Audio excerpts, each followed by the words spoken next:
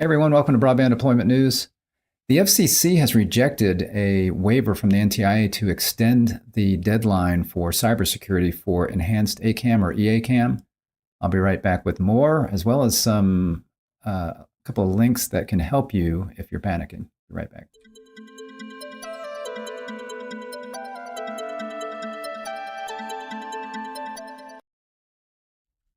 And thanks for joining me. Rick Husey here with Z-Quorum. So a lot of people were thinking that the FCC would extend this because of the kind of the short turnaround on when they had announced E-ACAM and some of the new requirements, including cybersecurity. NTIA put in something. I don't think it was the best argument. I have a better one, but it was denied. So it looks like everything's still going to be due January 2nd. So it's coming up very quick. And I know there are a lot of operators that are concerned about that. So I'm going to talk a little bit about this. And before I even get started on this, I wanted to mention a couple of things. I did link to this in the description of the video, I believe.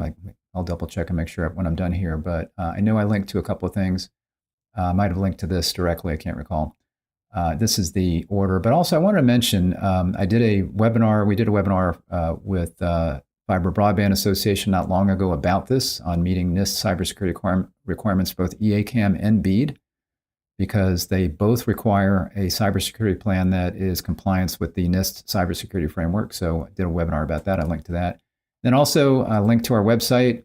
We make cybersecurity simple. That's pretty true as far as what we can do for you. So if you are panicking, you can reach out to us and we'll be happy to get on the phone with you, answer some questions, see how we can help, both with the cybersecurity plan as well as the implementation and some of the things that you need to have in place to get that done. So I want to put that right out front so that you know that's there. But if you would hang with me here, and I'll talk about what this order says here. We'll read through it. So again, I think I linked to this page where you can download it. If not, I would have linked probably to this. But let's just walk through this real quick. So again, this is the Wireline Competition Bureau, which is the bureau that basically sets policies and enforces things. So this is the FCC basically that's saying this. So in this order, the Wireline Competition Bureau denies a waiver request submitted by NTCA, also known as the Rural Broadband Association. That was the National Telephone Cooperative Association, I think, at one point. But everybody's nobody's talking about cable companies or telephone companies these days. So they now call themselves the Rural Broadband Association. But it is primarily made up of rural telephone companies. Seeking a waiver of the Commission's rules, which requires carriers that have elected to receive the Enhanced Alternative Connect America Cost Model, or ACAM, Enhanced ACAM, support to certify and submit their initial cybersecurity and supply chain risk management plans by January 2nd, 2024, within 30 days of approval under the Paperwork Reduction Act, whichever is later. However, we also clarified that if an enhanced ACAM carrier submits a cybersecurity risk management plan that complies with the NIST framework, the enhanced ACAM carrier will have met the requirement to file an initial plan that reflects the latest version of the NIST framework. If the final version of the NIST framework changes, 2.0 changes the draft 2.0 framework so that compliance with the final version would require substantive modification. I'll explain this in a minute. To the enhanced ACAM carrier cybersecurity risk management plan, the carrier will be required to submit an updated plan consistent with the Commission's rules.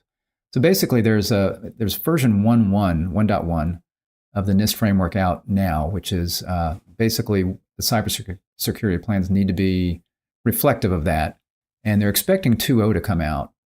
So what they're saying here is that if you file something based on 1.1 or the current, that'll be considered the current plan and it'll be fine. And then if there's some substantive change when 2.0 comes out, then you'll need to update your plan. And that's really what the NTIA based their objection on, which I don't think was the best objection to make there. Hang on one second. Here we are. The enhanced ACAM order, no, where is it? Sorry, I was getting a message popping up on my screen that was distracting me. Because the rules are still undergoing the Office Management and Budget PRA's approval process, we anticipate that the deadline for enhanced ACAM carriers to certify and submit their initial plans will not be until early February at the earliest. However, enhanced ACAM carriers must still implement operational plans by January 1, 2024. an enhanced ACAM carrier fails to submit plans and make the certification by the deadline or does not have in place operational plans at any time during the support term, the Bureau will direct USAC to withhold 25% of monthly support until a carrier comes into compliance. So basically, by the way, what this is, ACAM, this is support that's provided through USAC, which would be through the USF, Universal Service Fund. So this is support that helps rural providers operate these rural networks because it's much more expensive to operate a broadband network in an area where you've got lots of miles between customers versus lots of customers within a mile, like you might have in a suburban or urban area. So it's more expensive to operate, and this is a way that helps them continue to operate that service. So unlike something like BEAD, where it's funds that are sent to an operator to deploy the service, to get it all in the ground or up in the air, whatever they need to do to get the service deployed, this is something that's kind of an ongoing basis to help them operate that network over a period of years. And there was originally this Connect America, this ACAM fund, Alternative Connect America, whatever, you saw it as I did. It's lots of words, but it's basically ACAM and E-ACAM. So the ACAM funding was out there, and the FCC wanted to update things. They wanted to make sure that they could increase the speeds that were being funded through that. So they extended some deadlines, and they made some concessions to kind of convince operators to come over to this E-ACAM. So it was an optional thing. You could stick with the old one, or you could come over to the new one and get these additional things. But to do that, you'd have to increase the speeds that you were going to be providing, because the old ACAM was based on years ago when we had lower speeds generally around the country. And so they had to increase the speeds, but there were also extensions to the time that they could do these things. But there was a few other things, including if they were going to do this, they had to implement cybersecurity under this something, again, the NIST Framework, something that would comply with the NIST Framework, very similar to BEAD. So BEAD came out prior to this. I should say the BEAD NOFO came out prior to this, and they kind of adopted that moving forward for this. And that, I think you will see with other federal programs that come out, they're all probably going to have a cybersecurity requirement, and they'll all probably be based around this NIST framework. So that's the webinar that we did recently, if you want to check that out. It talks about the NIST framework, all the requirements. So again, that's what's going on here, is there's now this requirement. So while the latest version of NIST CSF is version 1.1, NIST expects to release an updated version in early 2024 to 2.0. Again, if a carrier makes substantive modification to its plans, it must submit its updated plan to USAC within 30 days of making the modification. And that substantive modification could include, among other changes, updates that are made to comply with new cybersecurity regulations, standards, or laws. So they would have to do this anyway. But what they're saying is that is not a reason to extend this. So you see here the request for waiver. NTIA filed a petition for waiver requesting that enhanced ACAM carriers instead be permitted to certify and submit their initial cybersecurity and risk management plans by the latter date of the deadline for the 2024 FCC Form 481 submissions, July 1st, 2024, or within 30 days of approval under the PRA. The NTIA claims that because the release of version 2.0 of NIST CSF is expected early in 2024, it would be burdensome for carriers to have to submit an initial cybersecurity risk management plan that complies with NIST CSF 1.1 and then have to submit an updated version of the plan within 30 days if compliance with NIST CSF 2.0 results in substantive modifications to their initial plans. And that's not that burdensome. So if you're going to submit a plan that is going to be compliant with 1.1, it's probably not going to be that much different with 2.0. And that's probably one reason this didn't carry a lot of weight for me. In my opinion, the better argument the argument they should have made was that there was very little notice, basically, to have to get all of this done, let's say compared to BEAD. BEAD, I think the notice of funding opportunity came out in May 2022, and it talked about the NIST cybersecurity framework requirements. And we're not going to be seeing any funds being delivered to service providers until, at the earliest, early next year in 2024. And it's probably later in the year, because we just now have one state, I think, that's had everything approved, Louisiana, as far as their plans and their everything that they needed to have in their challenge process and all of that. that's a long time for these companies that are going to be looking at BEAD to be able to be looking at getting cybersecurity in place. Whereas in the case of NIST, not NIST, excuse me, in the case of E-ACAM, it was, I believe, the end of July of this year, 2023, when they announced the E-ACAM and what would be available and what you would have to do. And then they didn't approve the operators that wanted to do it until October 30th. So we're talking about just right before Halloween of this year, the operators learned, hey, yes, you are approved for E-ACAM, and you have to have cybersecurity in place by January 2nd, basically, or get your plan in by January 2nd, 2024. So that's not much time. Plus, the other argument I would make would be that this was all taking place during the holidays. So you've got people that are, out of the office. So not a lot gets done significant, let's say from Thanksgiving through Christmas, because you got so many people taking their vacation days at the end of the year and you've got the holidays. So to me, that would have been a better argument, would be to say, give us a 3-month extension. There just wasn't that much notice, but they went with this argument that if they put something out for version 1.1, then they might have to change with version 2, and that to me is not very powerful. So the FCC rejected that. I don't know if there are any other organizations that have requested an extension, but this one's been rejected, and we're almost here to January 2nd. So time's running out. If they were ruling on anything else, I think they would have ruled on it by now. By adopting a deadline for the initial submission of plans as close as possible to the start of the enhanced E-ACAM carriers support terms on January 1st, 2024, the Commission will be able to identify soon after the support term starts whether any enhanced E-ACAM carriers have failed to meet the requirements and withhold support to help ensure compliance. So basically they're saying, we got a stick here.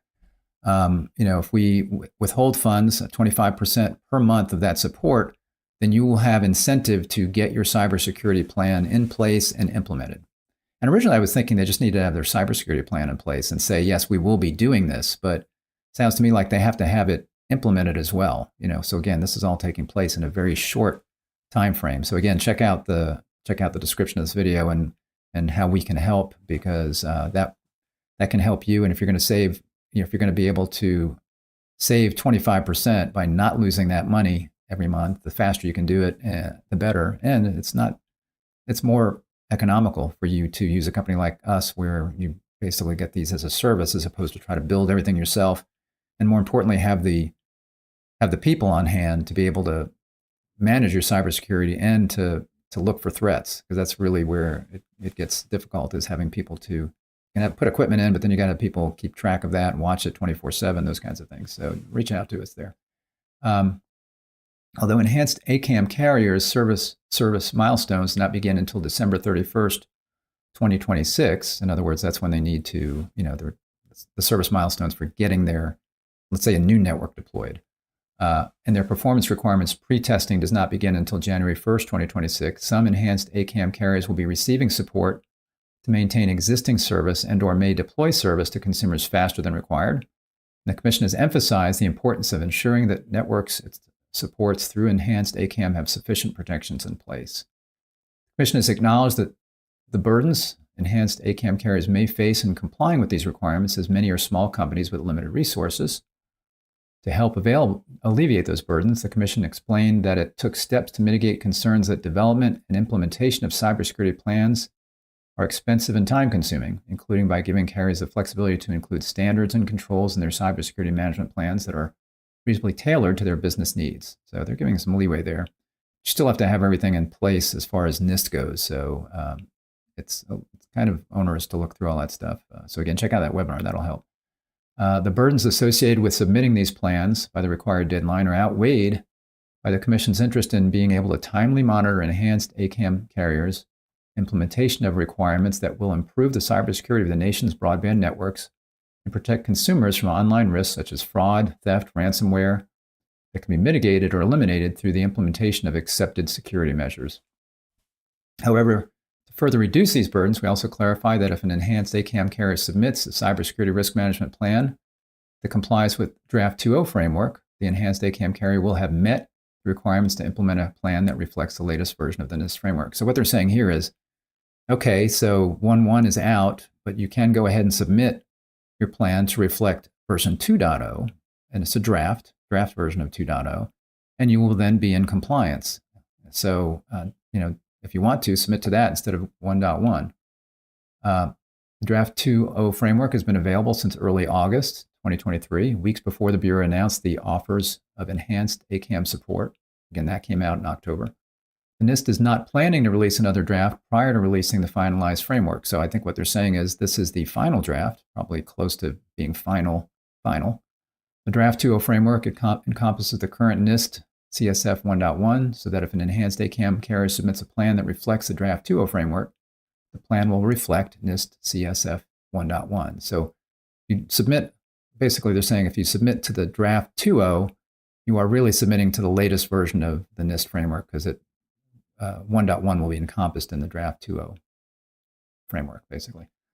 Nevertheless, if the finalized NIST CSF 2.0 makes changes to the Draft 2.0 framework that require an enhanced E-ACAM carrier to make a substantive modification to its cybersecurity risk management plan, the enhanced E-ACAM carrier must submit an updated plan within 30 days of making that modification as required by the Commission's rules. So in other words, most likely if you submit to the 2.0 framework, you will not have to make a change later, but on the chance that there is a substantive change between the draft and the final version that comes out, then you would also need to update that. But I think they're saying here, they're not necessarily saying it, but I think we can assume that since there's not going to be an additional draft, that if you submit to 2.0, you likely will not have to make any changes to your plan once the real 2.0 comes out if you submit to the draft. So that's pretty much it. So there you go. So again, this was something I think a lot of people were hoping for an extension here, because again, it was a short turn on this, getting this done. Basically the end of October, really 1st of November is when these requirements came out. Not when the requirements came out, but when the operators learned, yes, you have been approved. I don't think operators were really, until they got that notice, were really thinking too much about implementing the cybersecurity portion of this. So it was really, let's say, November 1st when they started thinking about this. And here it is. We're just at the end of December, and they have to have this the plan in place, and it sounds like implemented by January 2nd. So again, check us out if you see our website there. But again, I have a link directly to our cybersecurity services in the description of this video. Also a link to that webinar. You can check that out, where I have with me Travis Abrams, from a security expert from UNS, and again, a Fiber Broadband Association webinar that we did, where he went through all of the NIST cybersecurity requirements and talked about the different core pieces of that. And again, there's one more core piece that's going to be in 2.0 that is not final yet, but if you look at the 2.0 draft, you'll see what that's about as well. So thanks for joining me. Hopefully this was helpful, and hopefully you're not too panicked if you are an E-ACAM recipient and are going to be getting funds for that. We can help. Check us out. Click the subscribe button if you're not subscribed. Ring the bell to be notified when I'm live, and you'll get a little notification in your browser there. And if you like this video, if you give me a thumbs up, I'd appreciate it. Thanks for joining me today, and I will see you next time for Broadband Deployment News. Take care. Bye-bye.